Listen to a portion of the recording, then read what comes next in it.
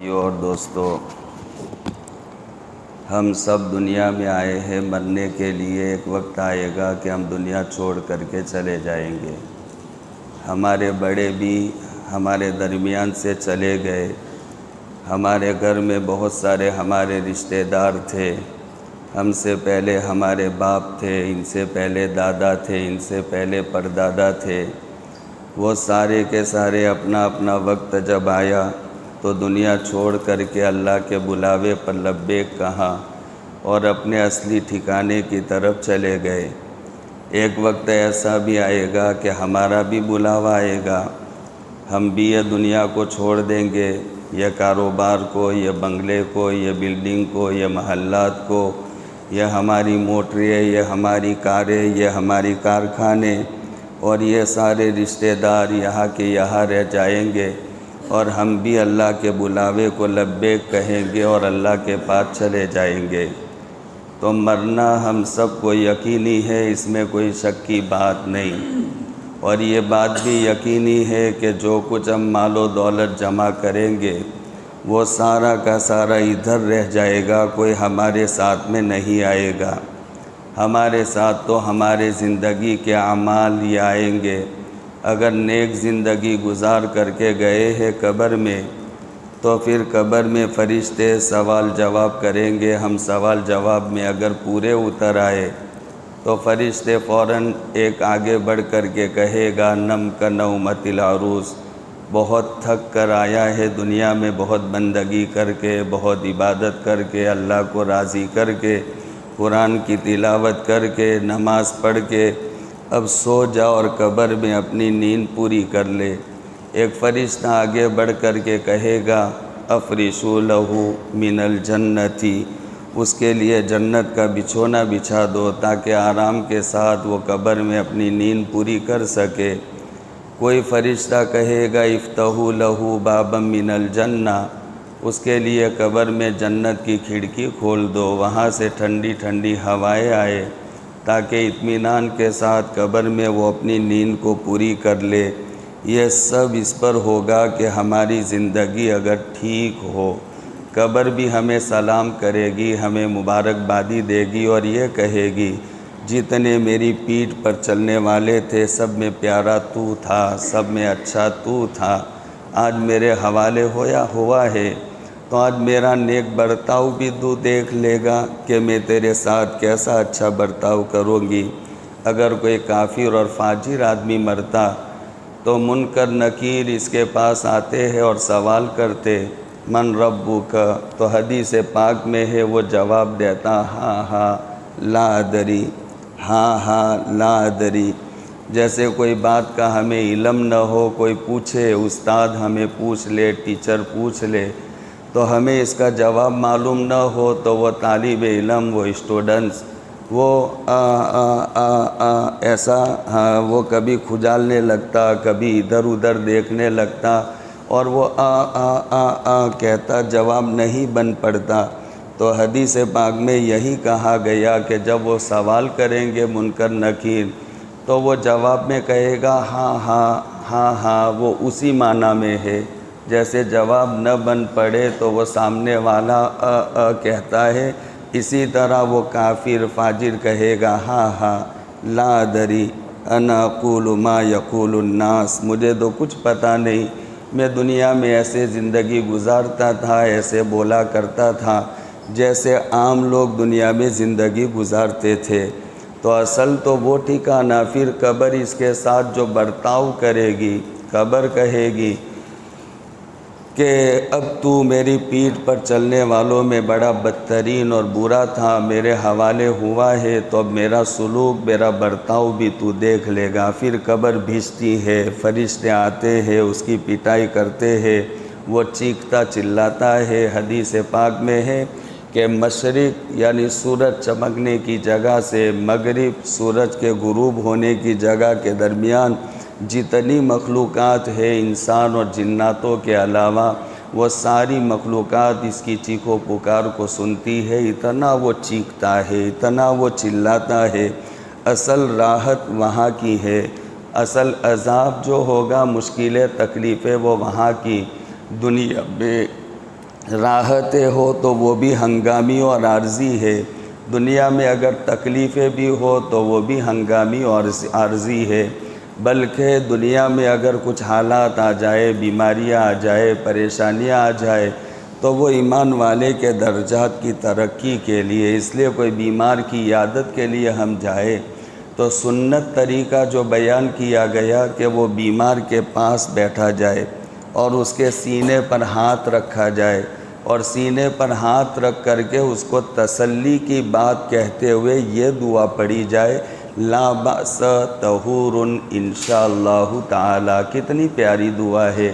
یہ بیماری میں پکڑے گئے، جھکڑے گئے، لیکن کوئی ٹینشن کی بات نہیں، یہ بیماری تمہارے پچھلی زندگی کے گناہوں کو صاف کرنے کے لیے آئی ہے۔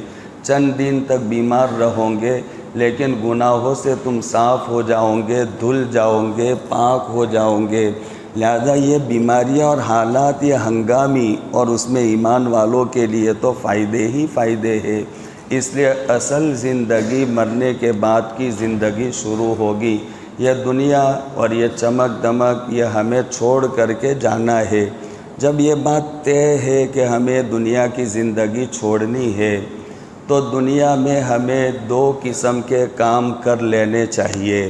میں حدیث کی روشنی میں آپ کو بات بتاؤں گا، دو قسم کے کام کر لینے چاہیے۔ ایک تو حدیث سے ایسا ہمیں سمجھ میں آتا کہ زندگی میں کبھی کوئی ایسا پرائیویٹ عمل کر لینا چاہیے کہ جو عمل ہم جانتے ہو اور ہمارے اللہ جانتے ہو، اس کے علاوہ دوسرا وہ کوئی عمل نہ جانتا ہو۔ ایسے مخصوص ہمارے میں سے سب کے پاس کوئی ایک دو عمل ایسے ہونے چاہیے کہ اس کا علم ہمیں ہو اور اللہ تبارک و تعالیٰ کو ہو۔ اس لیے کہ حدیث پاک میں بنو اسرائیل کا چند لوگوں کا واقعہ فضائل اعمال میں بھی بیان کیا گیا۔ وہ سفر میں جا رہے تھے، زوروں کی بارش ہونے لگی، ایک پہاڑ کے کھو میں وہ چھپ گئے اور بارش کی وجہ سے اوپر سے ایک بہت بڑی پہاڑ کی چٹان، بڑا پہاڑ کا پتھر گرا اور جہاں کھو کا منہ تھا وہاں پر آ کر کے لاک ہو گیا۔ اب وہ اندر بند ہو گئے، اتنے بڑے بھاری پتھر کو کیسے ہٹائے؟ اب اسی میں سارے لوگ مشورہ کرنے لگے، مشورہ کرتے فیصلہ ہوا ہر ایک آدمی دعا کرے، اپنے اس عمل کا وسیلہ، عمل کو وسیلہ بنا کر جو زندگی میں اس نے صرف اللہ کے لیے کیا ہو۔ چنانچہ تینوں نے دعا کی، ایسا ہر ایک کے پاس ایک ایک عمل تھا، اس عمل کے وسیلے سے دعا کرنا شروع کر دیا۔ اللہ پاک نے وہ پہاڑ کی چٹان کو ہٹاتے ہٹاتے اتنی ہٹا لی کہ وہ آسانی کے ساتھ وہ پہاڑ کی کھو میں سے باہر آ گئے۔ اس سے سمجھ میں آتا ہے کہ ہم سب کو زندگی میں کچھ ایسے مخصوص پرائیویٹ عمل کرنے چاہیے، کسی بیوہ کی خدمت کر لینی چاہیے، کسی غریب کے اسکول کی فیس دے دینی چاہیے، کوئی پڑھنے والے حافظ ہونے والے بچے کا خرچہ صرفہ برداشت کر لینا چاہیے، کوئی بیمار اس کا علاج کر دینا چاہیے۔ اور ہم جانتے ہو اور اللہ جانتے ہو، امام زین العابدین رضی اللہ تعالیٰ عنہ یہ تو اللہ کے نبی علیہ السلام کے گھرانے کے چشم و چراغ تھے، ہمارے آنکھوں کے نور تھے، ہمارے سر کے تاج تھے امام زین العابدین رضی اللہ تعالیٰ عنہ۔ جب ان کا انتقال ہو گیا اور مدینہ منورہ میں ان کا جب جنازہ چلا تو پھر 2-3 دنوں کے اندر مدینہ منورہ میں 100 گھر ایسے نکلے کہ جن 100 گھروں میں فاقے شروع ہو گئے۔ تب پتہ چلا کہ یہ اللہ کے نبی علیہ السلام کے گھرانے کا ایک پھول اور ایک چشم و چراغ یہ 100 گھروں کی کفالت کیا کرتا تھا۔ اور کمال کی بات یہ ہے کہ ان گھر والوں کو بھی پتہ نہیں تھا کہ یہ راشن کہاں سے آ رہا ہے، یہ راشن کہاں سے آ رہا، تیل کا ڈبہ کہاں سے آ رہا، سبزی ترکاری کہاں سے آ رہی، وہ گھر کے لوگوں کو بھی پتہ نہیں تھا۔ ان کا جنازہ اٹھا تب پتہ چلا کہ یہ اتنے گھروں کی کفالت اور ان کے اتنے گھروں میں خرچے کو وہ برداشت کیا کرتے تھے۔ امام ابو حنیفہ علیہ رحمہ ایک طرف بہت بڑے امام تھے، اس کے ساتھ ساتھ امام ابو حنیفہ علیہ رحمہ بہت بڑے مالدار بھی تھے۔ ان کے سوانے میں ایسا لکھا ہے کہ ان کے کاروبار کی 18 جگہ پر ایجنسیاں چلتی تھی، ایک ایک گاہک ہزاروں دراہم کا سودا کرتا تھا، اور عجیب تجارت کرتے تھے امام ابو حنیفہ علیہ رحمہ کہ بغیر بولے ہوئے ہزاروں کا سودا ہو جاتا۔ امام ابو حنیفہ علیہ رحمہ گاہکوں کے پیچھے اپنا وقت ضائع نہیں کرتے تھے، ایک مخصوص ریٹ لکھا ہوا رہتا تھا۔ جو چیز کی تجارت کرتے تھے، کپڑوں کی تھان کے تھان ہوتے، وہ گاہک آتا، کپڑا دیکھتا اور وہ تھان پر قیمت دیکھتا، پسند آتا تو وہ قیمت گن کر کے رکھ دیتا، کپڑا لے کر چلا جاتا۔ امام ابو حنیفہ علیہ رحمہ اپنے کام میں مشغول رہا کرتے تھے، اس سے بولتے اور بات نہیں کرتے تھے، اور وہ گاہک آ کر کے اپنے اعتبار سے کپڑا لیا اور پیسے دیے اور روانہ ہو گیا۔ اتنے بڑے امام تھے اور مالدار بھی تھے۔ 50 علماء کرام ایسے امام ابو حنیفہ علیہ رحمہ نے رکھے تھے کہ وہ 50 علماء کرام کا ہر مہینہ پیمنٹ ان کے گھر پہنچ جاتا تھا، اور ان کو کہا تھا کہ تمہیں کہیں جانے کی اور پڑھانے کی ضرورت نہیں، اپنے اپنے گھروں میں رہو، کتابوں کا مطالعہ کرو، مسائل کو سیکھو، پڑھو، جب ضرورت پڑے گی تو ہم تمہیں بلا لیں گے، کسی مسئلے کی ضرورت پڑے گی، میٹنگ کرنے کی بعض مرتبہ مسائل میں ضرورت پڑتی، اس کو سیمینار، فقہی سیمینار کہتے، تو میں ضرورت پڑے گی تو آپ لوگوں کو بلا لوں گا۔ تو وہ 50 علماء کرام کی تنخواہ دیا کرتے تھے، ہر مہینہ ان کے گھر پہنچ جاتے ہیں۔ اور عید کا چاند ہونے سے پہلے بغداد میں جتنی بیوائیں ہوتی، جتنے یتیم ہوتے، جتنے کمزور ہوتے، جتنے لاچار ہوتے، جتنے مجبور ہوتے، سب کے گھروں میں امام ابو حنیفہ علیہ رحمہ کی طرف سے عید منانے کا انتظام کر لیا جاتا۔ سب کے گھروں میں وہاں پر جو ضرورت کی چیزیں ہوتی وہ پہنچا دیتے تھے امام ابو حنیفہ علیہ رحمہ۔ یہ کچھ کام ہے کرنے کے زندگی میں، پرائیویٹ کام کہ ہم جانتے ہو اور اللہ تبارک و تعالی جانتے ہو، یہی کام ہمارے لیے آخرت میں کبھی نجات کا ذریعہ بن جائے۔ ایک تو یہ کام کرنے کا کہ ہم سب کو کوئی پرائیویٹ اور مخصوص ایسا عمل کرنے کا، جب کوئی ایسا آڑا وقت آ جائے، کوئی ایسی مصیبت آ جائے، اللہ کے حضور ہاتھ جوڑ کر کے بیٹھ جائے اور اللہ کے سامنے وہ عمل کا واسطہ دے کر کے دعا کرے۔ حدیث یہ کہتی ہے کہ اللہ پاک اس وسیلے سے دعا کو قبول کرتے۔ جب کہیں کوئی راستہ نظر نہ آئے تو راستہ حدیث پاک میں ہمارا وہ پرائیویٹ اور مخصوص عمل یہ راستہ ہے کہ اللہ پاک اس کے ذریعے سے ہمارے دنیاوی راستے کھول دیں گے، مسائل کو اللہ پاک حل کر دیں گے۔ اور دوسرا کام یہ کرنا چاہیے کہ میں نے کہا کہ دنیا چھوڑ کر جانا ہے، یہاں سب رہ جائے گا۔ آج جو ہمارے پاس میں مکان ہے، جو ہمارے پاس میں کھیتی کی زمین ہے، کسی کے پاس میں ہوٹل آ گئی، کسی کے پاس میں کارخانہ آ گیا، کسی کی ملکیت میں فیکٹری آ گئی، سوچو یہ سب کل کو کسی اور کی ملکیت میں تھا، اس سے پہلے کسی اور کی ملکیت میں تھا، پر دادا کی ملکیت میں سے دادا کی ملکیت میں آیا، دادا کی ملکیت میں سے ہمارے ابا کی ملکیت میں آیا، اور ابا کے جانے کے بعد ابا کی ملکیت میں سے ہمارے پاس آیا۔ مطلب کیا ہوا؟ یہ مال نہ پردادا کے پاس رہا، نہ دادا کے پاس رہا، نہ ابا کے پاس رہا، تو یہ مال میرے پاس بھی نہیں رہے گا۔ وہ وقت آئے گا کہ یہ مال میرے وارثوں کے درمیان میں تقسیم کر دیا جائے گا، اس کا بٹوارہ ہو جائے گا۔ لہذا وہ مال ہمارا وہ ہے جو حدیث پاک میں کہا گیا، جو تم نے اللہ کی بینک میں جمع کروا لیا، ریزرو بنا لیا، جو تم نے اپنے اوپر خرچ کر لیا، تو وہ مال تو تمہارا ہے، اور جو مال تمہارے پاس رہ جائے گا وہ تمہارا نہیں ہے، وہ کسی اور کا مال ہے۔ ابھی تمہاری آنکھ بند نہیں ہوئی، ایسی بیماری میں تم پکڑے گئے کہ جو بیماری میں تمہاری موت آ گئی، وہ بیماری میں آدمی کی آنکھیں کھلنا شروع ہوتی، بھان آتی شروع ہوتی کہ میں نے زندگی میں کچھ کیا نہیں، اب میں مرنے لگا ہوں، یہ اتنا سارا مال چھوڑ کر کے جاؤں گا، تو اب وہ آدمی سوچتا ہے کہ وہ مال میں مسجد میں دے دوں، مدرسے میں دے دوں، فلانے سبیل میں دے دوں، فلانا مہمان خانہ بنتا ہے اس میں دے دوں، وہ کالج میں دے دوں، وہ یونیورسٹی بنتی ہے مسلمانوں کی اس میں دے دوں، کوئی اسکول بنتی ہے اسلامی اسکول اس میں دے دوں۔ اب یہ جی چاہتا ہے کہ سارا مال میں دے دوں، لیکن اب شریعت نے بریک لگا دی، نہیں دے سکتے، تمہارے ہاتھ سے وہ موقع نکل گیا۔ اگر تمہیں خوب جی چاہتا ہے تو تمہارے مال کے 3 حصے کرو اور تیسرا حصہ صرف دے سکتے ہو، 2 تیسرے حصے ابھی تم جیتے ہو، اور جیتے جی 2 تیسرے حصوں میں تو تمہارے وارثوں کا حصہ لگ گیا۔ اب تمہارا اس میں کوئی پاور نہیں۔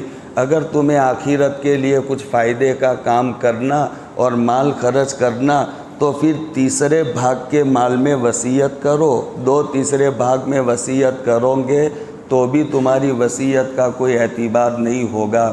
اس لیے جو مال تم نے دے دیا، خرچ کر لیا، وہ مال تمہارے کام آ جائے گا، ورنہ باقی مال تو تمہارے وارثوں کا ہوگا۔ اس لیے دوسرا کام کیا کرنا؟ حدیث پاک میں ہے کہ آدمی زندگی میں جو اعمال کرتا، ہم نمازیں پڑھتے، اللہ کا بہت شکر ہے کہ اللہ پاک ہم سے نمازیں پڑھواتا ہے۔ اللہ کبھی توفیق دیتا ہے تو ہم قرآن کی تلاوت کرتے، کچھ معمولات پڑھ لیتے، تو اللہ کی توفیق سے ہم جو کام کرتے، نماز پڑھتے، روزے رکھے، ہم نے تراویح پڑھی، قرآن کی تلاوت کرتے، کبھی اللہ کے سامنے مناجات اور دعا کرتے، کبھی صدقہ کرتے، کبھی زکوٰۃ نکالتے، کبھی ہم نے حج پڑھ لیا، قربانی کے دنوں میں قربانی دے دی، تو وہ اعمال تم زندگی میں کرتے تھے تو اس کا ثواب تمہارے نامہ اعمال میں لکھا جاتا تھا۔ نماز پڑھی تو اس کا بدلہ لکھا جائے گا، روزہ رکھا تو اس کی نیکی لکھی جائے گی، حج کیا تو اس کا ثواب لکھا جائے گا، اور تم نے دوسرا نیک کام کیا تو وہ نیک کام پر کیا اجر ملے گا، وہ اجر کو لکھا جائے گا۔ اور جب تمہاری موت آ گئی تو حدیث پاک میں ہے کہ تمہارے سارے اعمال کا ثواب اب لاک ہو جائے گا، اب تمہیں کسی عمل کا ثواب نہیں ملے گا، اس لیے کہ اب کام کرتے نہیں ہو تو اس کا بدلہ کیسے ملے؟ جاب چھوڑ دی تو تمہیں تنخواہ کیسے ملے؟ نوکری کرنا چھوڑ دیا تو تمہیں پگار کیسے ملے؟ مزدوری کرنا چھوڑ دیا تو مزدوری کیسے ملے؟ تو نماز پڑھنا چھوٹ گیا تو نماز کا ثواب نہیں ملے گا، روزے اب نہیں رکھتے تو روزوں کا ثواب نہیں ملے گا، حج اب نہیں کر سکتے تو حج کا ثواب نہیں ملے گا۔ تو آدمی کے جب آنکھ بند ہو جاتی تو زندگی میں جو اعمال کرتا تھا وہ سارے اعمال کا ثواب اب لاک ہو جائے گا، اس کو نہیں ملے گا۔ لیکن حدیث پاک میں کہا گیا چند عمل ایسے ہے، بعض کام ایسے ہے کہ آدمی مر بھی جاتا ہے تو مرنے کے بعد بھی ان کاموں کا ثواب اس کو ملتا رہتا اور اس کے درجے بلند ہوتے رہتے، جہنم سے اس کو دور کیا جاتا، جنت سے اس کو قریب کیا جاتا۔ بعض اعمال مرنے کے بعد بھی اس کا سلسلہ چلتا رہتا۔ جب ایسے اعمال ہم کو اللہ کے نبی علیہ السلام نے بتائے ہیں کہ اس کا ثواب تمہیں مرنے کے بعد بھی ملے گا، تمہارے درجات، تم مر جاؤ گے لیکن ان اعمال کی وجہ سے تمہارے درجات بلند ہوتے رہیں گے، ان اعمال کی وجہ سے تم جہنم سے دور ہوتے رہو گے، ان اعمال کی وجہ سے جنت سے قریب ہوتے رہو گے۔ تو دوسری بات مجھے بتانی تھی وہ یہ ہے کہ ہمیں یہ حدیث میں جو کام بتائے جا رہے، ایسے کام ہمیں زندگی میں کر لینے چاہیے تاکہ وہ مرنے کے بعد بھی ہمیں کام آئے۔ پیارے بھائیوں، اچھے بھائیوں، نیک بھائیوں اور نماز پڑھنے والے اللہ کے نیک بندوں، کوئی کسی کو یاد نہیں کرتا مرنے کے بعد۔ میں اپنے بارے میں سوچوں، میں کتنی مرتبہ میرے باپ کے مزار پر میں گیا ہوں، میری ماں مر گئی جس نے میرے لیے سب کچھ قربان کیا تھا، بیچاری تھک کر کے سوکھ کر کے ایک لکڑی کی طرح ہو گئی تھی، لیکن وہ میری ماں کی قبر پر میں کتنی مرتبہ گیا، کتنی مرتبہ جا کر میں نے فاتحہ پڑھا، میں نے کتنی مرتبہ میری ماں کو اپنی دعا میں یاد کیا، اپنے رشتہ داروں کو میں نے اپنے دعا میں یاد کیا۔ ہم سب دیکھ لیں، ہم نے ہماری ماں باپ کو یاد نہیں کیا تو پھر ہمارے ساتھ بھی ایسا ہی معاملہ ہوگا، مر جائیں گے، قبر میں اکیلے سوئیں گے، ہمیں کوئی یاد کرنے والا نہیں ہے۔ اس لیے ایسے کام کر کے جائے ہم دنیا میں سے کہ وہ کام کا بدلہ ہمیں مرنے کے بعد بھی ملتا رہے، اس کا ثواب ہمیں پہنچتا رہے، ہمارے درجات بلند ہوتے رہے۔ آقا صلی اللہ تعالیٰ علیہ وآلہ وسلم نے ارشاد فرمایا، اذا مات ابن آدم انقطع عنہ عملہ الا من ثلاث، من صدقۃ جاریۃ او علم ينتفع به او ولد صالح يدعو له۔ یہ ابو داؤد شریف کی روایت ہے۔ آقا بیان فرماتے کہ جب آدمی مر جاتا تو مرنے کے ساتھ اس کے زندگی کے سارے اعمال بند ہو جاتے، اب اس کا ثواب نہیں ملے گا، مگر 3 کام ایسے ہیں کہ مر جائے گا، قبر میں چلا جائے گا، قبر میں سڑ جائے گا، لیکن ان کاموں کا بدلہ اور ثواب اس کو مرنے کے بعد بھی پہنچتا رہے گا۔ وہ کاموں میں سے پہلا کام آقا نے بتایا، صدقۃ جاریۃ، ایسا صدقہ کر لو جو صدقہ چلنے والا ہو، جو صدقہ ختم ہو جانے والا نہ ہو، باقی رہنے والا صدقہ ہو۔ ایک حدیث پاک میں پھر وہ صدقہ جاریہ کی تفصیل میں بتایا ہے کہ وہ صدقہ جو باقی رہنے والا، اور مسجدن بنا، کسی نے مسجد بنا لی تو جب تک یہ مسجد رہے گی، اللہ کا گھر، اللہ کے بندے آئیں گے، نماز پڑھیں گے، بندگی کریں گے، تو مسجد میں جتنا حصہ لیا ہوگا قیامت تک کے لیے مسجد ہے، تو یہ آدمی مر کر جائے گا لیکن اس کا ثواب اس کو پہنچتا رہے گا۔ اسی لیے ایک حدیث پاک میں کہا گیا، من بنا للہ مسجدن کمفحص قطعۃ بنى اللہ لہ بیتا فی الجنۃ۔ یہ حدیث کا مطلب یہ ہے کہ جو قطعات پرندے کے گھونسلے کے مانند مسجد بنائے گا، قطعات پرندہ ہے، قطعات جو اپنے پروں کو پھڑ پھڑا کر کے مٹی میں جگہ بنا کر اسی جگہ پر انڈے رکھتا ہے، تو وہ مٹی میں پروں کو پھڑ پھڑا کر اتنا ایریا بنائے گا۔ تو حدیث یہ کہہ رہی ہے جو اتنی مسجد بنائے گا، تو اتنی مسجد میں تو سر بھی نہیں رکھا جا سکتا۔ یہ حدیث پاک کا مطلب یہ ہوگا کہ جو مسجد قطعات پرندے کے گھونسلے کے مانند بنائے، یعنی مسجد میں جتنا ہو سکے اتنا حصہ لے۔ اگر اس کے پاس حیثیت ہے تو پانی کی لائن کر دے، اس کے پاس اتنی حیثیت ہے تو 2-4 سیمنٹ کی تھیلی دے دے۔ یہ مطلب ہے کمفحص قطعات کا، ہو سکے اتنا مسجد میں حصہ لے لو، تو اس کے بدلے میں بن اللہ لہ بیتا فی الجنۃ، اتنا حصہ لینے کے بدلے میں اللہ پاک جنت میں ایک عالی شان محل بنا دیں گے، عالی شان محل۔ تو یہ صدقہ جاریہ کی مثال میں ایک تو یہ بتایا، اور ایک بتایا او بیتن لابن السبیل، مسافروں کے لیے کسی نے مہمان خانہ بنا دیا۔ حدیث میں یہ کہا کسی نے سبیل بنا دی، پرب بنا دیا، مہمان آتے جاتے ہیں یہاں سے مسافر، لہذا مسافروں کو پانی کی ضرورت پڑتی تو وہاں سبیل بنا دی۔ یہ بات تو یاد رکھو، میں اس لیے سمجھاتا، عام طور پر ہمارے دماغوں میں اتنی بات ہے، مسجد کا چندہ آئے تو پیسے دو، مدرسے کا آئے تو پیسے دو، ان دونوں کو جب ہم صدقہ سمجھتے، صدقہ جاریہ، حدیث میں اور بھی شکلیں بتائی ہے۔ مسافروں کے لیے مہمان خانہ بنا دو، آنے جانے والوں کے لیے پانی کا انتظام کر دو، یہ بھی صدقہ جاریہ ہے۔ مسجد بنتی ہے تو اس میں حصہ لے لو، مدرسہ بنتا ہے تو اس میں حصہ لے لو۔ لہذا یہ صدقہ جاریہ جب تک یہ چلتا رہے گا تو ہم مر جائیں گے، لیکن اس عمل کی وجہ سے ہمارے درجات بلند ہوتے رہیں گے، ثواب ہمیں پہنچتا رہے گا۔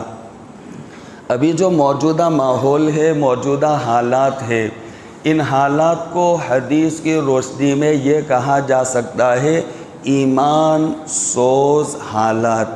ایمان سوز حالات کا مطلب کیا؟ یہ فارسی جملہ ہے، ایمان عربی جملہ ہے، سوز فارسی جملہ ہے۔ ایمان سوز حالات یعنی ایمان کو جلا دینے والے حالات، ایمان کو چھین دینے والے حالات، ایمان کو لوٹ لینے والے حالات۔ ابھی جو ماحول چل رہا، اللہ کے نبی علیہ الصلوۃ والسلام نے بھی بیان فرمایا تھا، ایک زمانہ آئے گا یصبح مؤمنا ویمسی کافرا ویمسی مؤمنا ویصبح کافرا، صبح میں ایمان اور شام ہوتے ہوتے کفر میں داخل ہو جائے گا۔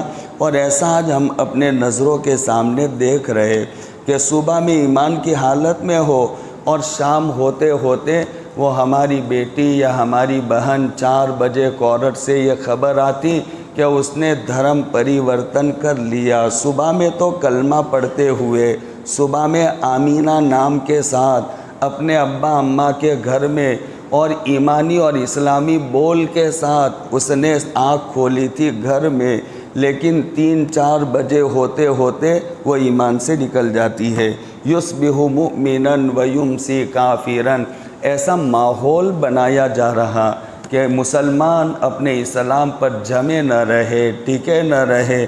اسی کو میرے آقا صلی اللہ تعالیٰ علیہ وآلہ وسلم نے بیان فرمایا، وہ زمانہ دور نہیں آئے گا کہ اس زمانے میں ایمان پر، دین پر، اسلام پر، ایمانیات پر جمنا ایسا ہوگا کہ اپنی مٹھی میں انگارہ لے لینا۔ کوئی ہے مرد مجاہد، مرد میدان کہ جلتے انگارے کو پکڑ لے؟ کوئی ایسا مائکہ لال نہیں کہ جو جلتے انگارے کو پکڑ لے، بلکہ جلتے گرم پانی کی بھاپ سے بھی وہ بھاگتا ہے، تو جلتا انگارہ اپنے ہاتھ میں کیسے پکڑے؟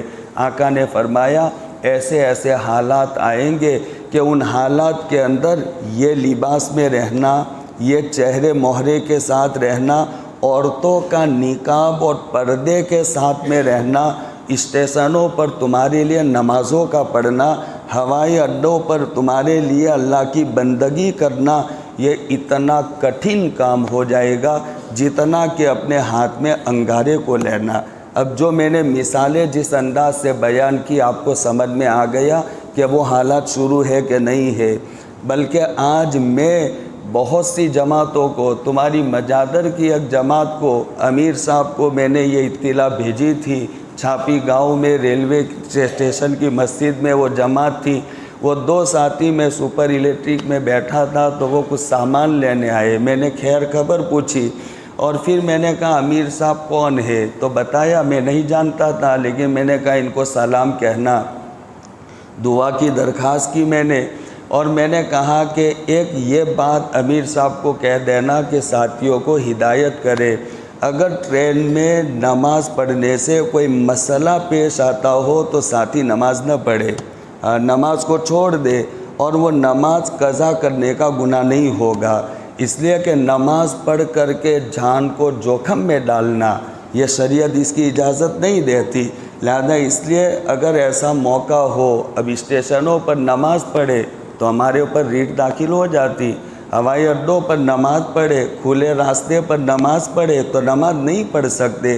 کیسا ماحول بنایا جا رہا ہے، ایمان والوں کے لیے زمین کو تنگ کیا جا رہا ہے کہ ہم آزادی کے ساتھ گھوم نہیں سکتے، ہماری ماں بہنیں آزادی کے ساتھ کسی کالج میں، کسی اسکول میں داخلہ نہیں لے سکتی۔ ان کو وہاں سے روکنے کا ایک ہتھیار فارمولہ یہ تم حجاب اتار کر آؤ، حجاب اتار دیا تو اب سروں پر سے 2 پٹا اتار کر کے آؤ، اب 2 پٹا اتار دیا تو اب کہا جائے گا کہ اب تمہارا یہ لباس اتنا ہاف کر کے آؤ۔ کیا میں اپنی بچی کو ننگی کر کے پڑھاؤں گا؟ میں اپنی بچی کے ایمان کو بیچ کر کے پڑھاؤں گا؟ میں اپنی بچی کے اعمال کو ختم کر کے پڑھاؤں گا؟ یہ ماحول بنایا جا رہا ہے چاروں طرف سے ماحول۔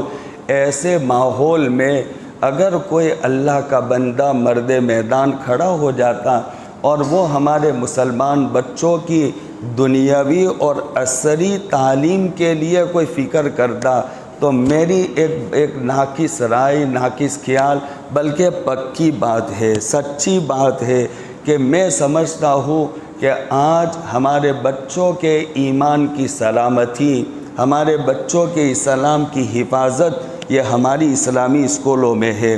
اب بھی میں نماز پڑھی یہاں مکی مسجد میں عصر کی نماز کے بعد میں 2-4 ساتھی مجھے ملے، کبھی میں جاتا رہتا ہوں جمعہ میں تو لوگ پہچانتے، بیچارے محبت کرتے، تو ایک نوجوان اسٹوڈنٹس میرے پاس آیا، میں پڑھ رہا تھا، قرآن کی تلاوت کر رہا تھا عصر کے بعد، تو وہ آیا، بیٹھ گیا، پھر ملاقات کی اور کہا کہ ایک بات پوچھ سکتا ہوں؟ میں نے کہا پوچھو بیٹا، کیا مسئلہ؟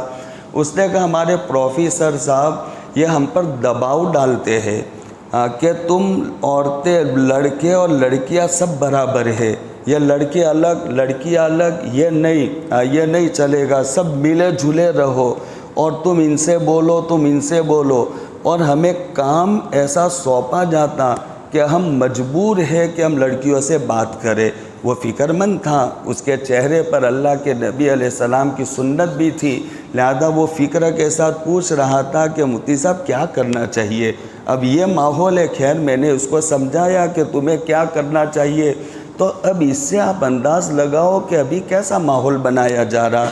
ان اسکولوں میں ہمارے بچوں کو پڑھانا ان کے ایمان کو دشمنوں کے حوالے کرنے کے برابر ہے، ہماری بچیوں کو پڑھانا ان کو ارتداد کے حوالے کرنے کے برابر ہے۔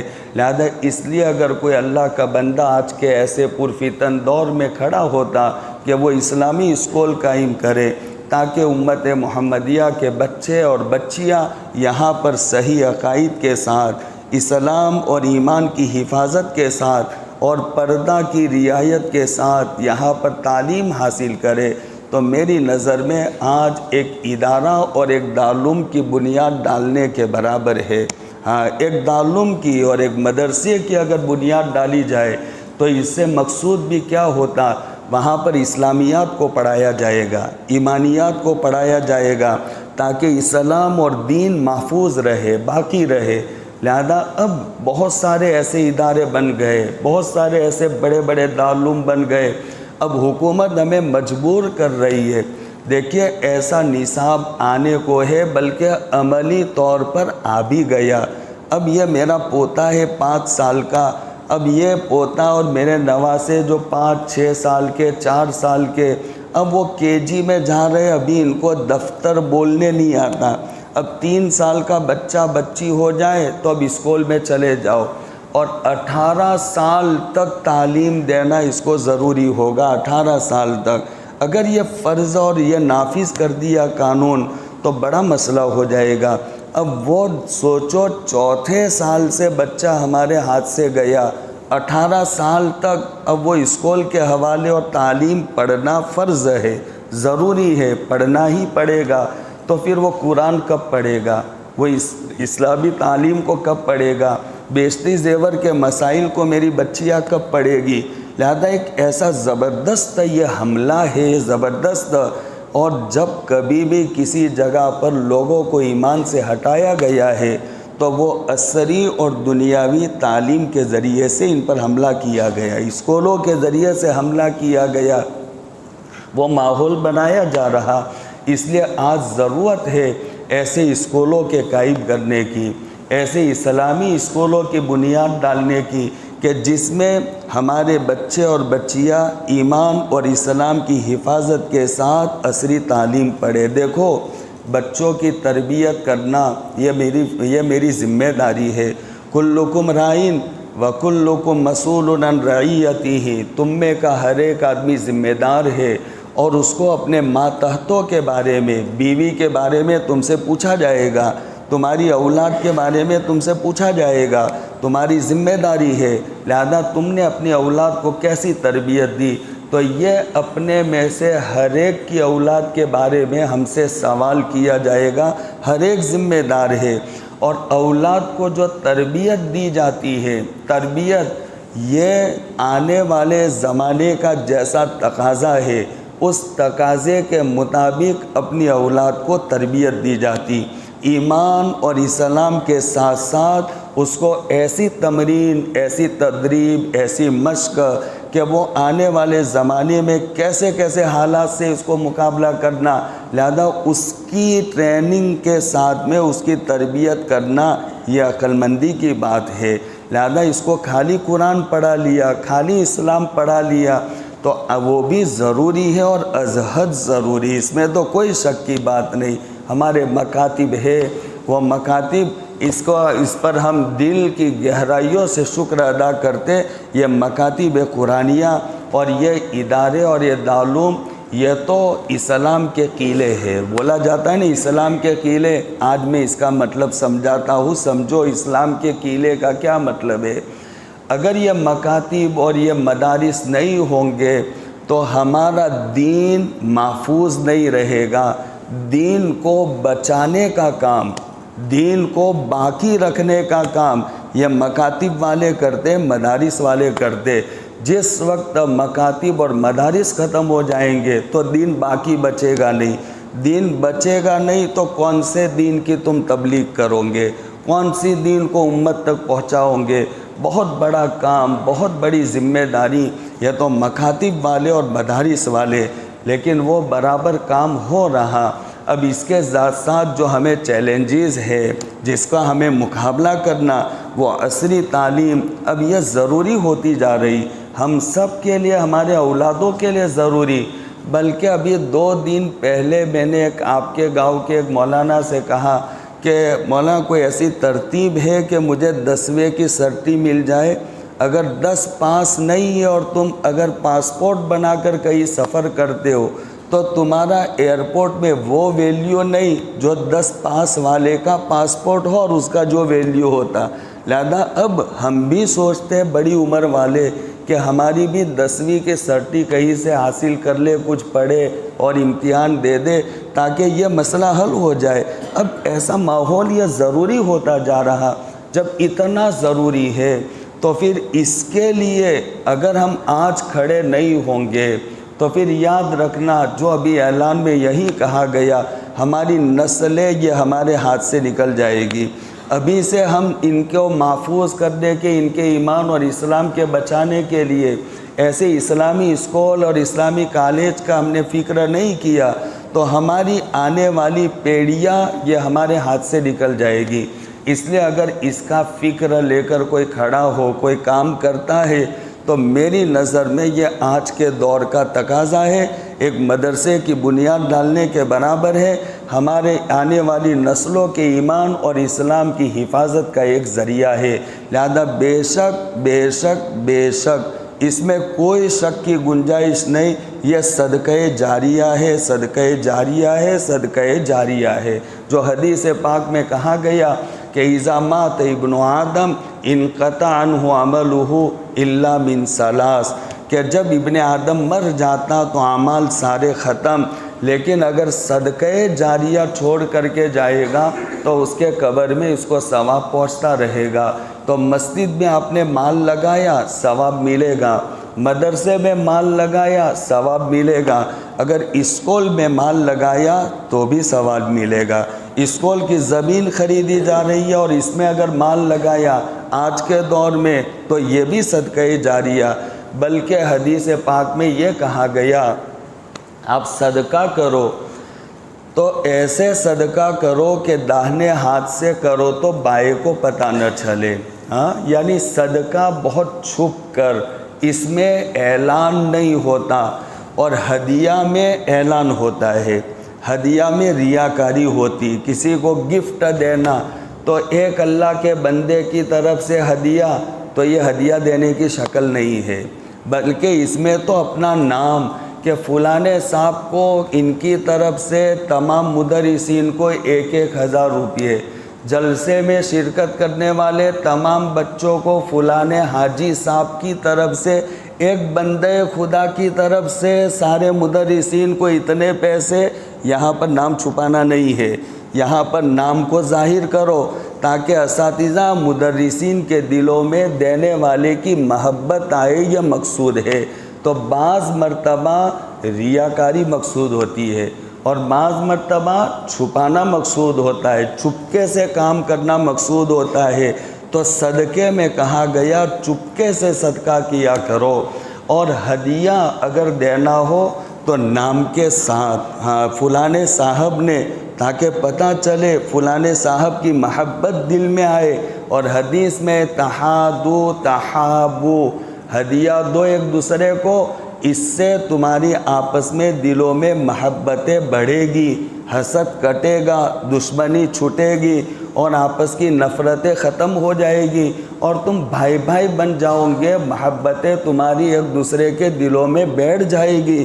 لہذا اب یہ کب ہوگا؟ جب کہ پتہ چلے کہ فلانے صاحب نے ہدیہ دیا، تو وہاں تو نام مقصود ہے۔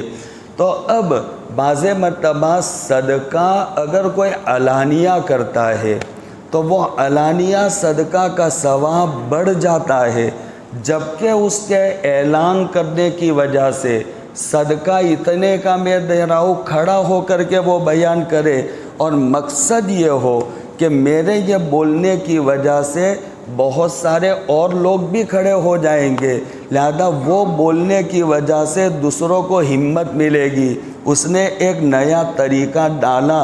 تو یہ جو مجمع میں کھڑا ہو کر کہے گا میری طرف سے 500 روپیہ صدقہ، 5000 روپیہ صدقہ، 50,000 روپیہ صدقہ، تاکہ دوسروں کو صدقہ دینے کی ترغیب ہو، ان کو شوق ملے، تو اب یہ جو علل اعلان صدقہ کرے گا اس کا بھاؤ بڑھ جائے گا، اس کا ثواب اس کو زیادہ ملے گا، یہ تشکیل ہو جائے گی، دوسروں کو وہ کام کرنے کی ایک دعوت ہو جائے گی۔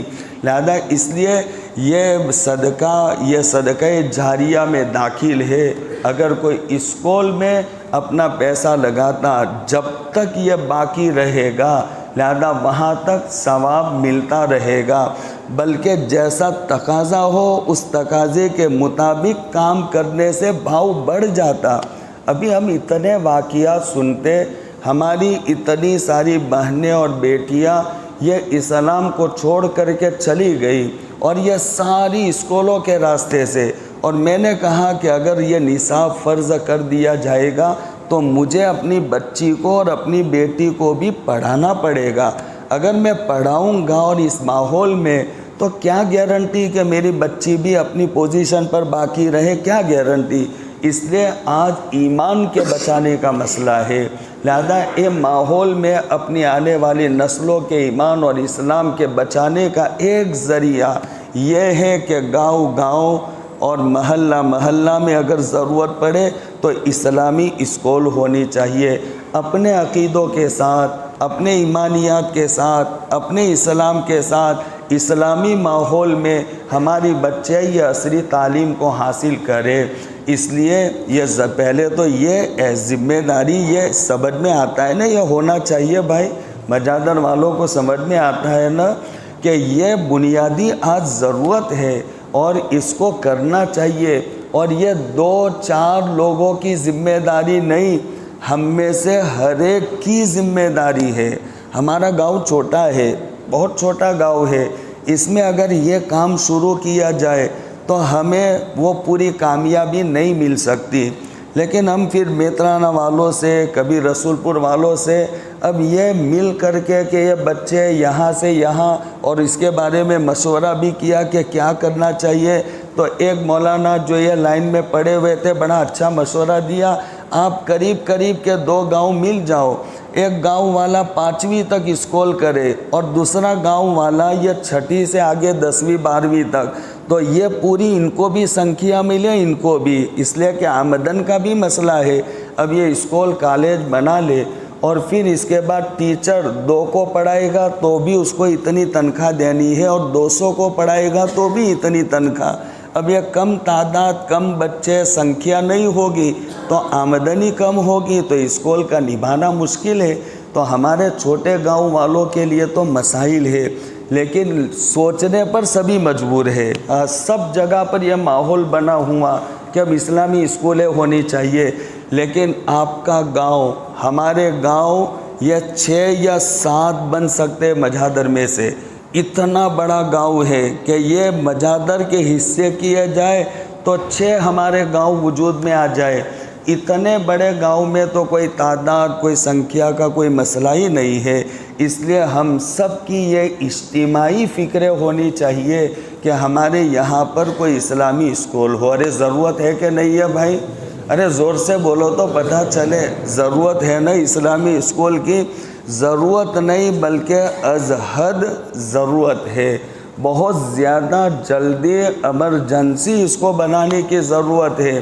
اور اس میں جو حصہ لے گا، میں نے حدیث کی روشنی میں بتایا، یہ حصہ لینے والا وہ صدقہ جاریہ یہ رہے گا۔ میں حدیث پوری سمجھا دوں کہ 3 عمل مرنے کے بعد بھی اس کا ثواب اس کو ملتا رہے گا۔ ایک تو یہ صدقہ جاریہ جس کی میں نے کچھ شکلیں بتائی، اور دوسرا علم ینتفع بہ، ایسا علم کہ مرنے کے بعد اس کے علم سے فائدہ لوگ اٹھائے تو مر جائے گا۔ کسی نے کتاب لکھی، حضرت شیخ نے فضائل اعمال لکھی، اب وہ بیچارے چلے گئے، ہر مسجد میں ہر زبان میں ان کی کتاب پڑھی جاتی ہے اور کتنوں کو اس سے ہدایت ملتی۔ اب یہ کہ علم سے جب تک فائدہ اٹھایا جاتا رہے گا، مفتی کفایت اللہ صاحب دہلوی جو ہندوستان اور انڈیا کے مفتی اعظم تھے، وہ مفتی اعظم تھے کہ ان کو جب پڑھنے کا زمانہ تھا، پڑھنے کے لیے جب وہ چلے تھے تو ایک جولاہا کا وہ بچہ تھے، جولاہا ونکر کے، کوئی ان کو مدرسے میں داخلہ نہیں دے رہا تھا۔ کس کو پتا تھا کہ اتنا بڑا مفتی بنے گا جو ہمارے ملک کا مفتی اعظم کہلائے گا، کہ مولانا تھانوی علیہ رحمت جیسے بھی ان سے بات کرنے میں ذرا ہچکچائیں گے، اتنا بڑا مفتی بنے گا۔ اب انہوں نے مفتی اعظم بننے کے بعد تعلیم اسلام کتاب کو لکھا۔ اب دنیا کے کسی ملک میں چلے جاؤ تو یہ مفتی کفایت اللہ صاحب کی تعلیم اسلام آپ کو ملے گی ہر زبانوں میں، جیسے فضائل اعمال ملتی۔ اب وہ تو کب سے چلے گئے، لیکن ان کے علم سے فائدہ اٹھایا جاتا۔ جب تک ان کے علم سے فائدہ اٹھایا جاتا رہے گا، مرنے کے بعد اس کا ثواب اس کو ملتا رہے گا۔ یہ پڑھانے والے مدرسین، میرے بھی پڑھاتے پڑھاتے شاید آج 32واں سال یا 33واں سال شروع ہو گیا۔ بہت سی مرتبہ میں اپنے پاس پڑھنے والے میرے بہت جان سے پیارے بچے، ان میں بہت سارے میرے ایسے بھائی ہیں میرے پاس پڑھنے والے، میری اس بات کی وہ گواہی دیں گے۔ میں کئی مرتبہ ان بچوں کے سامنے کہتا ہوں، اور کہتے کہتے کبھی میرا دل بھر آتا ہے تو میں رو پڑتا ہوں، اور میں ان بچوں سے کہتا ہوں، بیٹا ہم نے اپنی جوانی کو تمہارے پیچھے لگا لی، ہم چاہتے تھے تو اللہ نے ہمیں دماغ دیا تھا، ہمیں صلاحیت دی تھی، ہم ہوٹلیں قائم کر سکتے تھے، فیکٹریاں بنا سکتے تھے، بڑے اچھے اچھے کاروبار کر سکتے تھے، لیکن اے میرے پیارے بچوں، آپ لوگ میرے لیے ہوٹلیں ہو، آپ لوگ میرے لیے کارخانے ہو، آپ لوگ میرے لیے فیکٹریاں ہو، میں تو مر جاؤں گا، لیکن مرنے کے بعد آپ جو کام کرو گے کوئی پڑھائے گا، ہمارے قبر میں ڈھیر سا ثواب پہنچتا رہے گا۔ یہ ہے علم ینتفع بہ، آدمی کے علم سے، اس کے پاس کوئی بچہ حافظ بنا، کوئی عالم بنا، کوئی پڑھ لیا، وہ جب تک عمل کرتا رہے گا، کسی کو پڑھاتا رہے گا، سلسلہ چلتا رہے گا، تو اس کو اس کے مرنے کے بعد اس کا ثواب برابر پہنچتا رہے گا۔ اور تیسرا عمل بتایا، ولد صالح یدعو لہ، یہ بھی یہاں جو ابھی مقصد ہے یہ مقصد میں داخل ہے۔ کوئی والدین اپنی اولاد کو نیک بنا کر کے جائے تو اولاد کو صالح بنا کر کے جائے گا۔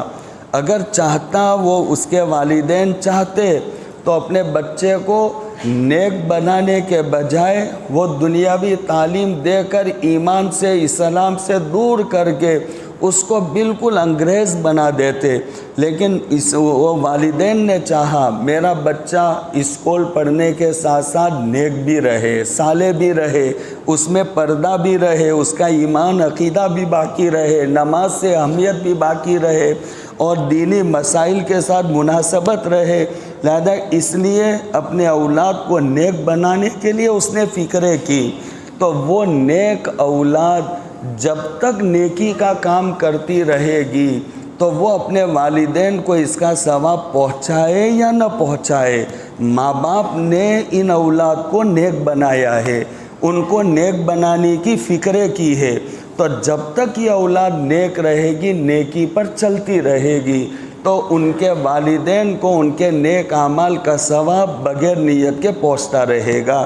تو یہ حدیث میں کہا گیا چند کام ایسے ہیں کہ وہ کام مرنے کے بعد بھی ہمیں اس کا ثواب ملتا ہے، اس کی وجہ سے ہمارے درجات بلند ہوتے، ان میں سے ایک صدقہ جاریہ۔ اس لیے میرے بھائیوں، اگر اللہ پاک نے ہمیں وسعت دی ہے، کچھ گنجائش دی ہے، تو ایسے موقعوں میں ہمیں بڑھ چڑھ کر کے حصہ لینا چاہیے۔ حضرت عبدالرحمن بن عوف رضی اللہ تعالیٰ عنہ کو اللہ نے بہت دیا تھا، بہت بڑے مالدار تھے، اتنے مالدار تھے کہ وہ مالداری اتنی زیادہ ہو گئی کہ ایک مرتبہ عبدالرحمن بن عوف نے یہ ارادہ کیا کہ اب تو بہت اللہ نے دے دیا، اب مجھے کاروبار نہیں کرنا، تجارت نہیں کرنی مجھے، اور پھر پکا ارادہ کیا ایک دن کہ اب میں اللہ کے نبی علیہ السلام کی مجلس میں رہوں گا، حدیثیں پڑھوں گا، علم سیکھوں گا، اب مجھے کاروبار نہیں کرنا۔ پکا ارادہ کر کے مسجد نبوی میں آئے، بیٹھے، 1 گھنٹہ ہو گیا، 2 گھنٹے ہو گئے، 3-4 گھنٹے ہو گئے، پھر اس کے بعد پیشاب کا تقاضا ہوا۔ سنیے، پیشاب کا تقاضا ہوا تو وہ پیشاب کرنے کے لیے ذرا تھوڑے دور گئے تو سامنے قافلہ ملا، وہ قافلہ سیدھا یہ حضرت عبدالرحمن بن عوف کے سامنے آ گیا اور انہی سے پوچھتا ہے کہ عبدالرحمن بن عوف کو جانتے ہو؟ تو کہا بھئی کیا کام ہے؟ تو کہا یہ ان کا نام سن کر ہم آئے ہیں، یہ سامان تجارت کا لے کر، اور بڑے تاجر ہم نے سنا ہے، لہذا ان کے ہاتھ سامان بیچنا ہے۔ تو حضرت عبدالرحمن بن عوف نے کہا بھائی دیکھیے عبدالرحمن تو میں جو ہوں، لیکن مجھے تمہارا سامان نہیں لینا، بس اب یہ مجھے چھوڑو، مجھے فارغ رکھو، مجھے اب دھندا بندہ نہیں کرنا، میں نے یہ آج ارادہ کیا۔ لیکن وہ قافلہ والے پیچھے پڑ گئے اور کہا نہیں لے لو، تمہارا نام سن کر آئے، یار ہم کیا کریں گے؟ تو نہ لینے کی نیت سے سودا کیا۔ دیکھو اگر تمہیں اپنا سامان دینا ہے تو تم مجھ پر بھروسہ کرتے ہو تو دو، میں ادھار لوں گا، 1 پیسہ نہیں دوں گا۔ تو انہوں نے کہا منظور ہے، سنا تھا بڑے اچھے نیک دیندار تاجر ہے، تو ادھار دوں گا، سامان بیچ کر تمہیں پیمنٹ دوں گا۔ تو وہ قافلہ والے جانتے نہیں تھے، پھر بھی کہا منظور ہے۔ حضرت عبدالرحمن بن عوف نے سامان خریدا اور پھر منادی کرائی، مدینہ والوں نے سنا کہ عبدالرحمن کا سامان آیا تو اہل مدینہ ٹوٹ پڑے، قافلہ والے ابھی پڑے یہاں پر پڑاؤ ڈالے ہوئے، اور ان کے سامنے سارا سامان بک گیا، اور اس میں سے جو موڑی تھی وہ موڑی ان کے حوالے کی، اور جو نفع سونے کی سکوں کی شکل میں جو ملا، ان کے دونوں جیب سونے کے سکوں سے بھر گئے۔ اور روایت میں ایسا ہے کہ جب وہ مسجد نبوی میں واپس آئے تو اپنے دونوں جیب کو یوں ہاتھ سے پکڑے ہوئے تھے، دونوں جیب کو، مال ان کے پیچھے پڑا ہوا تھا۔ حضرت عائشہ صدیقہ عفیفہ کائنات رضی اللہ تعالیٰ عنہا حضرت عبدالرحمن بن عوف کے وفات کے بعد ان کے صاحبزادے سے ملی، تو ان کے صاحبزادے جب سامنے آ گئے تو ہماری ماں کا دل بھر آیا اور ایک دم روتے ہوئے کہنے لگی کہ اللہ تمہارے ابا عبدالرحمن کو جنت کے سلسبیل سے سیراب کرے کہ انہوں نے ہم ماؤں کو اللہ کے نبی علیہ السلام کے جانے کے بعد اتنا دیا کہ ہم کو کسی کا محتاج نہیں چھوڑا، باغات کے باغات دے دیے امہات المومنین کے لیے، لہذا یہ بھی صدقہ ہے، مسجد میں دوں گے صدقہ ہے، مدرسوں میں دوں گے صدقہ ہے۔ جو عبدالرحمن بن عوف نے اللہ کے نبی علیہ السلام کی بیویوں اور ہماری ماؤں کے لیے جو باغ دیا تھا وہ بھی صدقہ ہے، لہذا اس کا ثواب۔ اور ماں نے اپنی زبان سے کہا کہ اللہ ان کو جنت کی سلسبیل اور طرف سے سیراب کرے کہ ہمارے لیے اتنا دے کر کے گئے۔ تو اگر آپ یہ اسکول میں ہاں اگر کوئی فکر کرتے ہم سب کی ذمہ داری ہے، یہ ہم سب کا مشترکہ کام ہے، لیکن اگر کوئی فکریں لے کر کھڑے ہوتے تو ہم سب کا وہ کام کر رہے، وہ احسان مند ہے، وہ فکر مند ہے کہ وہ ہمارا کام لے کر کھڑے ہوئے۔ اس میں بھی بڑھ چڑھ کر کے حصہ لینا چاہیے۔ ہمارے گاؤں میں بہت زیادہ ضرورت ہے اس بات کی۔ فکر کرنے والے ساتھیوں نے فکر کر کے اس کے لیے جگہ بھی رکھ لی ہے۔ اب یہ جگہ کے پیمنٹ کا مسئلہ ہے، پھر جگہ کے بعد میں پھر اس میں تعمیری کام کا مسئلہ بھی ہے۔ وہ فکر کرنے والوں نے فکریں کر کے اس کے لیے نہ معلوم کہاں کہاں مہسانہ تک کوئی زمین کے لیے گئے، ہمیں کچھ پتہ نہیں۔ وہ ہم سب کی اولاد کے لیے وہ فکریں کر رہے، اور وہ صاحب سے ملے مہسانہ میں جا کر، اس سے ملے، وہ ریلوے والے سے ملے، یہ ساری فکریں وہ کر رہے، اور پھر پورا خاکہ اور تیار کیا گیا۔ اب ہماری بلڈنگ بنے گی تو ایک کمرہ کتنے کا بنے گا؟ تو ایک کمرہ 9 لاکھ کا بنے گا۔ کمرے میں پھر جو بیٹھکیں بنے گی تو ایک بیٹھک ایک اسٹوڈنٹس کے لیے 40,000 کی بنے گی، 2 مشترکہ آمنے سامنے بنے گی 80,000 کی۔ لہذا یہ یہاں تک فکریں تو ہم اپنی سعادت سمجھ کر کے، یہ بہت بڑا کام ہے، یاد رکھنا بہت بڑا کام ہے، بہت بڑا کام، اور آج وقت کا تقاضا اور وقت کی ضرورت ہے۔ ہمارے بچوں کو ارتداد سے بچانے کا ایک بہت بڑا ہتھیار ہے ہماری اسلامی اسکول۔ لہذا اس لیے اب یہ پوری کارگزاری اب اس کی کیا ہے، یہ نذیر بھائی ہمارے سامنے رکھیں گے، لیکن اس کو برابر سنیں، آپ سمجھیں اس کو، اور سمجھ کر میرا تو دل یہ کہتا ہے کہ یہ بات سمجھنے کے بعد مجمع میں سے جب نذیر بھائی بات سمجھائے اور تشکیل کرے تو یہاں مجمع میں سے کھڑے ہو کر کے کوئی کہے بھائی اس کے لیے میرے لیے ایک کمرہ 9 لاکھ کا میں بناؤں گا، یا کوئی کہے آدھا کمرہ میں بناؤں گا، اپنی حیثیت کے اعتبار سے 2 لاکھ ضائع نہیں جائیں گے۔ دیکھو یہ فرشتوں کی ایک جماعت کو اللہ پاک نے بنایا ہے۔ بس اچانک میرے دماغ میں یہ حدیث آ گئی، بات پورے کرنے جا رہا تھا۔ فرشتوں کی جماعتیں الگ الگ ٹیمیں اللہ پاک نے بنا کر ان فرشتوں کو الگ الگ کام سونپا ہے اللہ نے۔ ایک فرشتوں کی جماعت کو اللہ نے یہ کام سونپا کہ تم قیامت تک صرف یہ دعا دیتے رہو۔ کون سی دعا؟ اللہم آتی منفقن خلفا، اللہم آتی ممسکن تلفا۔ اور فرشتوں کی دعا مستجاب، یعنی کبھی رد نہیں ہوتی۔ وہ فرشتے دعا کرتے، اے اللہ جو دینے کی جگہ پر دے اور خرچ کرے تو تو اس کا بدلہ دنیا میں دے دے، اور فرشتے کی دعا قبول، اور اس کا بدلہ دنیا میں ملے گا۔ اگر اس کو نہیں ملے گا تو اس کے اولاد کو ملے گا۔ قرآن میں بھی ایسے واقعات بیان کیے گئے، لہذا اس کا بدلہ کبھی 7ویں پیڑھی کو ملتا ہے۔ تو آپ اگر خرچ کرو گے، جہاں خرچ کرنے کا موقع، تو فرشتوں کی دعا ہے تمہیں وہ 2,20 لاکھ تمہیں ضرور دنیا میں ملیں گے۔ اگر تمہیں نہیں تو تمہاری اولاد یا ان کی اولاد کی اولاد کو ملیں گے۔ یہ پکی بات ہے، قرآن حدیث کی روشنی میں یہ سچی اور پکی بات ہے۔ لہذا اس لیے دینے کی جگہ جب آئے تو کنجوس نہ بنو۔ یہ تو ریزرو، آخر میں ہم ریزرو کرا رہے، جمع کرا رہے، اور نقد فائدہ یہ ہوگا کہ اس کا بدلہ ہمیں 10 گنا دنیا میں ملے گا، 10 گنا دنیا میں ملے گا۔ اکثر آپ یہ واقعہ سنتے ہو، بس وہی واقعہ میں سنا دوں۔ رابعہ بصریہ بہت بڑی اللہ کی ولیہ، اللہ کی نیک بندی تھی رابعہ بصریہ۔ اتنی اللہ کی نیک بندی تھی کہ وہ جب مر کر کے قبر میں گئی تو قبر میں فرشتے آ گئے، ان کا نام ہے منکر نکیر۔ لیکن مشکوٰۃ شریف کی ایک شرح ہے مظاہر حق، اس میں لکھا ہے بڑی اچھی بات کہ نیک لوگوں کے پاس وہ آنے والے فرشتوں کا نام مبشر بشیر ہے۔ وہ ڈرانے کے لیے نہیں آتے، وہ اللہ کے نیک بندوں کے پاس تو وہ فرشتے بشارت دینے کے لیے آتے، خوشخبریاں سنانے کے لیے آتے۔ تو اس کے پاس وہ مبشر بشیر 2 فرشتے آ گئے اور سوال کر لیا، من ربکی، تمہارا رب کون ہے؟ تو رابعہ نے پلٹ کر ان سے یہ سوال کر لیا کہ تم کہاں سے آ رہے ہو؟ تو کہا کہ تم کون ہو؟ تو کہا ہم اللہ کے فرشتے۔ کہاں سے آ رہے ہو؟ کہ آسمان سے آ رہے۔ اچھا آسمان سے آئے ہو؟ آسمان اور زمین کے درمیان کتنا فاصلہ ہے؟ تو کہا 500 سال کا۔ اچھا 500 سال تم لوگ نیچے آ گئے؟ کہ ہاں۔ اچھا آپ بتاؤ من ربکما، تمہارا رب کون ہے؟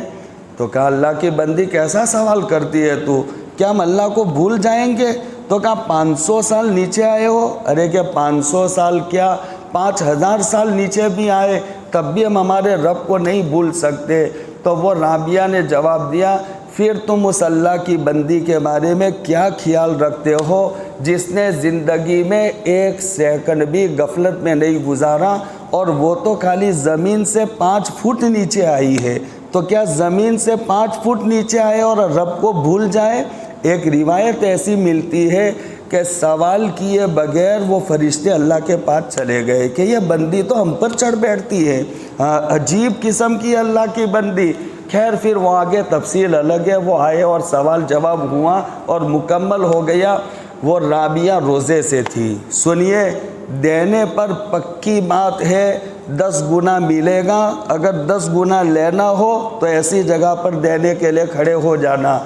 تو روزے سے تھی، اس کی خادمہ وہ بھی روزے سے تھی۔ عصر کی نماز پڑھی، افطار کا وقت قریب آ رہا تھا، اور اتنے میں ایک سائل آ گیا اور گھر میں خالی 2 روٹیاں تھی، سالن بالن کچھ نہیں تھا، 2 روٹیاں تھیں، اور سائل نے صدا دے دی بھائی دے دو اللہ کے نام پر، جو دے اس کا بھی بھلا جو نہ دے اس کا بھی بھلا، یہ صدا دے دی۔ رابعہ نے کہا خادمہ سے 2 روٹیاں دے دو، دے دی۔ خادمہ کو اچھا نہیں لگا لیکن پھر بھی حکم تھا، دے دیا۔ افطار کا وقت قریب آتا گیا، یہاں تک کہ افطار کا وقت ہو گیا اور کچھ تھا نہیں، تو پانی سے روزہ کھول دیا۔ تو اب خادمہ سے رہا نہیں گیا تو کہا کہ رابعہ اگر آپ کو دینا تھا تو 2 روٹی میں سے 1 دے دیتی، تو بھی روزے سے میں بھی روزے سے، تو 1 روٹی ہمارے لیے افطار میں کام آتی۔ رابعہ کچھ بولی نہیں، مغرب کی نماز میں مشغول ہو گئی۔ تھوڑی دیر کے بعد دروازہ کسی نے کھٹکھٹایا، ٹک ٹک ٹک۔ رابعہ نے کہا دیکھو کون ہے؟ تو وہ خادمہ جواب لے کر آئی، کوئی اللہ کا بندہ ہے، روٹیوں کا ٹوکرا لے کر آیا ہے، آپ کو دینا چاہتا ہے۔ تو رابعہ نے کہا کہ جاؤ پوچھو کتنی روٹیاں ہے؟ تو جا کر پوچھا تو جواب لے کر آئی کہ 10 روٹیاں ہے۔ رابعہ نے کہا اس سے کہو یہ روٹیاں میری نہیں کسی اور کی ہے، جاؤ اس کو کہہ دو۔ چلا گیا۔ تھوڑی دیر کے بعد ایک دوسرا آدمی روٹیوں کا ٹوکرا لے کر آیا، دروازے پر دستک دی۔ رابعہ نے کہا دیکھو، خادمہ جواب لے کر آئی، ایک صاحب آئے ہیں، روٹیاں لے کر آئے اور 20 روٹیاں لے کر آئے اور آپ کو دینے کے لیے آئے۔ رابعہ نے کہا ٹھیک ہے ہماری یہ لے آؤ، اس لیے کہ حدیث میں جو دے گا 2 تو اس کا کم سے کم 10 گنا، 1 دے گا تو کم سے کم 10 گنا بڑھا کر ہم دیں گے۔ ہم نے 2 روٹیاں دی تھی، ہمیں پکا یقین تھا کہ 10 گنا اللہ 20 دے گا، تو 10 لے کر ہم آدھے کا نقصان کیوں کریں؟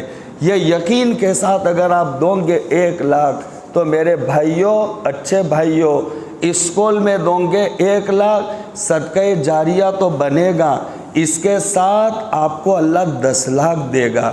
آپ کو نہیں دے گا تو آپ کی اولاد کو دے گا۔ تو اپنی صلاحیت کے اعتبار سے حصہ لینا چاہیے۔ میں اخیر میں خالی اتنا مشورہ آپ لوگوں کو دے سکتا ہوں، اتنا بڑا گاؤں ہے، اپنی اپنی صلاحیت کے اعتبار سے اس میں بڑے اچھے اچھے لوگ بھی ہیں، اللہ نے ان کو صاحب ثروت حیثیت بنایا، وہ ایک ایک کمرہ بھی بنا سکتے۔ اور یہ گمجادر گاؤں کی تاریخ ہے آج تک، اس کو بدنام مت کرو۔ یہ مسجد بنی تو کہیں باہر سے 1 روپیہ نہیں آیا، مدرسہ بنا تو کہیں باہر سے نہیں آیا، جو کام ہوا، جتنا کام ہوا خیر کا، مسجد مدرسہ جو بنا سارا مجادر کے پیسوں سے بنا۔ اب ایک ضرورت پڑ گئی ہے اسکول کالج کی، تو اس کے لیے ہم چندہ کی تھیلی لے کر باہر جائیں گے، اتنے بڑے گاؤں میں ڈوب بننے کی بات ہے، وہ بھی ضرورت ہمارے گاؤں سے پوری ہوگی نا انشاءاللہ۔ ہم کہیں نہیں اور دل کھول کر کے بڑھ چڑھ کر کے حصہ لیں گے ہم، اور جو نہیں دے سکتے یعنی زیادہ، تو ان کو میرا آخری درجے میں مشورہ ہے کہ جو جتنی ملازمت کرنے والے ہیں، ہر ایک یہ مدرس ہو یا نوکری ملازمت کرنے والے، ہر ایک یہ ارادہ کرے کہ میں اپنی ایک تنخواہ تو ضرور دوں گا۔ اب ایک گھر میں 5 بھائی کمانے والے، تو ایک تنخواہ 12-15 ہزار، تو ایک گھر میں سے 75-70 ہزار آ جائیں گے۔ ہر ایک اپنی ایک تنخواہ جمع کرا لے، اپنی حیثیت کے اعتبار سے دینے والے 2 لاکھ 5 لاکھ، لیکن پھر آخری درجہ جو چاہتے دینا نہیں دے سکتے، تو وہ ایک تنخواہ صرف دینے کی نیت کر لے۔ کرتے ہو نا بھائی؟